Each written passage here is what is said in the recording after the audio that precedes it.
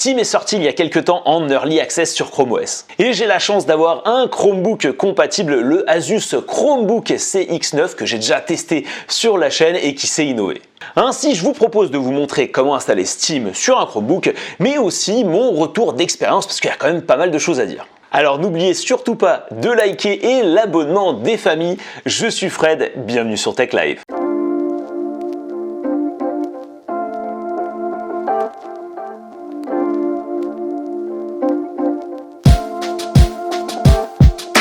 Avant de démarrer, il y a bien évidemment des prérequis pour faire fonctionner Steam sur un Chromebook.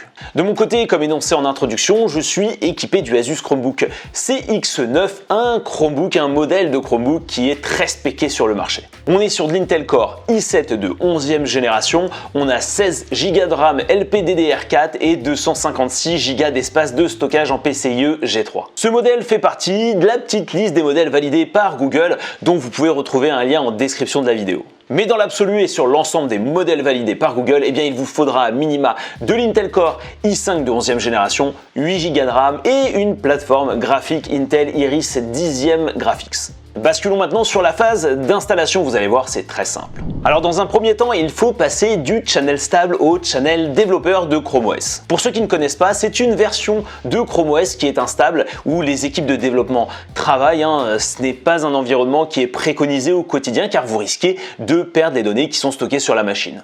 Pour faire le basculement, il suffit d'aller dans les paramètres de votre Chromebook, de cliquer sur la catégorie à propos de Chrome OS et de sélectionner la partie informations supplémentaires. Ensuite, vous cliquez sur le bouton changer de version et vous choisissez développeur entre parenthèses instable, puis vous validez. Chrome OS va se mettre à jour, il faudra tout simplement redémarrer la machine pour que les changements soient pris en compte. Normalement, l'OS vous proposera de le faire. Après le redémarrage, il faut maintenant activer les flags. Ce sont des fonctionnalités expérimentales qui vous permettront de débloquer Steam et de le faire fonctionner correctement. Pour accéder aux flags, vous devez taper dans la barre d'adresse Chrome l'expression suivante, Chrome //flags.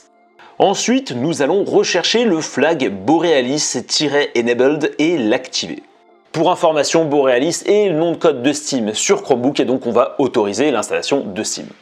Après cela, nous allons activer le flag exo-pointer-lock qui permet de bloquer le pointeur de la souris pour les applications Linux. Alors oui, Steam va passer par la machine virtuelle Linux qui est présente nativement sur Chromebook pour fonctionner. Bien entendu, vous redémarrez Chrome et il ne nous reste plus qu'une dernière étape. Il faut maintenant lancer le processus d'installation de Steam. Pour cela, vous devez ouvrir le terminal Croche en tapant simultanément sur les touches CTRL-ALT-T de votre clavier et inscrire la chaîne de caractères suivante que je ne pourrai prononcer. Je vous la laisse quelques secondes, mais vous pouvez aussi faire un stop sur la vidéo. Et en tapant sur la touche Entrée, Steam va paisiblement s'installer en quelques minutes. Nous venons de voir comment installer Steam sur Chrome OS et maintenant je vous propose mon retour d'expérience. Côté interface utilisateur, pas grand chose à dire, c'est bien sûr un plaisir de retrouver l'interface classique qu'on a sur Windows mais dans l'univers de Google. On a bien sûr le store, sa bibliothèque de jeux et également la page des téléchargements, je parle surtout pour les contenus sur lesquels je navigue habituellement. Globalement, je n'ai pas été confronté à des problèmes de navigation. Du côté des jeux, j'ai bien évidemment des retours à vous faire, j'ai testé quelques jeux, alors malheureusement je n'ai pas pu essayer énormément de jeux par manque de temps, par manque de place et par manque de fibres. Alors j'ai commencé avec Counter-Strike 1.6 qui me tient vraiment à cœur et le résultat est très satisfaisant. Encore heureux vu l'âge du jeu, je pense que même certains d'entre vous n'étaient pas encore nés à sa sortie. Tout fonctionne correctement et de manière très fluide, même avec la résolution maximale. A noter qu'il n'y a pas de problème de pointeur de souris, problème que j'avais rencontré il y a une époque en tentant d'installer Steam via la machine virtuelle Linux. Disons qu'on était un peu hors process. En tout cas, c'est un vrai plaisir de pouvoir y jouer sur Chromebook, surtout pour un nostalgique comme moi.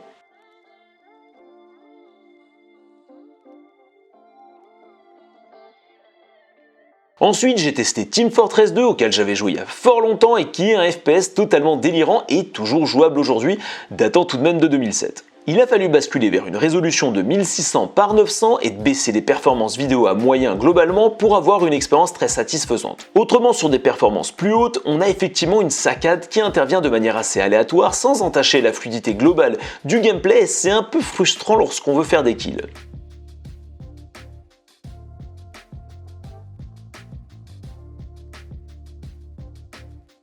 J'ai upgradé au niveau des jeux et j'ai tenté de jouer à Counter-Strike Global Offensive, une montée en gamme graphique datant de 2012 et malheureusement, même avec des graphismes bas, on retrouve des saccades plus régulières qui ne sont même pas liées à de l'affichage de beaucoup d'éléments sur l'écran.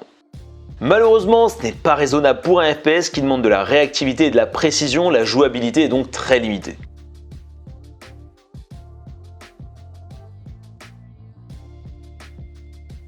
On change de registre en testant un jeu de simulation de poids lourd, j'ai nommé Euro Truck Simulator 2. Un peu à la manière de Team Fortress 2, on retrouve de temps à autre des blocages malgré une fluidité globalement bonne. Et c'est en réduisant la résolution au maximum qu'on annule les petites saccades mais qu'on réduit également la qualité graphique du jeu. Dernier test avec Hitman, la version sortie en 2016, vous incarnez un tueur à gages en vue à la troisième personne. Dans un premier temps, le jeu n'a pas voulu se lancer malgré le fait qu'il soit installable sur Chromebook. Il a donc fallu passer par Steam Play pour utiliser la version Windows du jeu pour que ça se lance. Et le résultat n'est pas du tout concluant. Les graphismes sont réduits et surtout ça rame fortement à certains moments et on se retrouve même avec des grandes bandes noires. Le jeu n'est clairement pas jouable.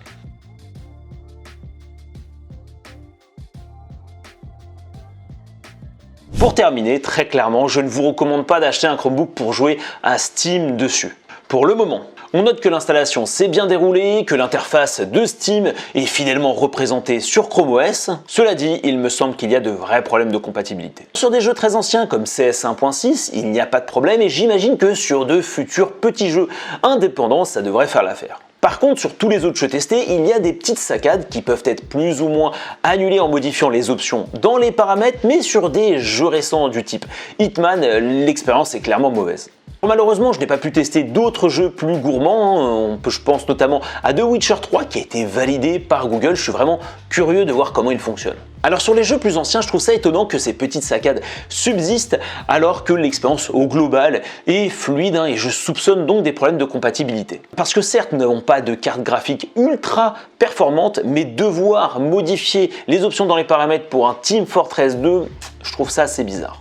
Malgré toutes ces remarques, Steam est bien présent sur Chromebook en Early Alpha. Je le rappelle et je trouve ça quand même encourageant pour la suite. Et pourquoi un Chromebook ne pourrait pas devenir une sorte de Steam Deck N'hésitez pas à me dire ce que vous en pensez en commentaire. En tout cas, j'espère que ce tutoriel d'installation et ce retour d'expérience vous auront plu. N'hésitez pas à faire péter les pouces bleus et à vous abonner à la chaîne, c'est encore une fois un moyen de me soutenir et je vous dis à la prochaine.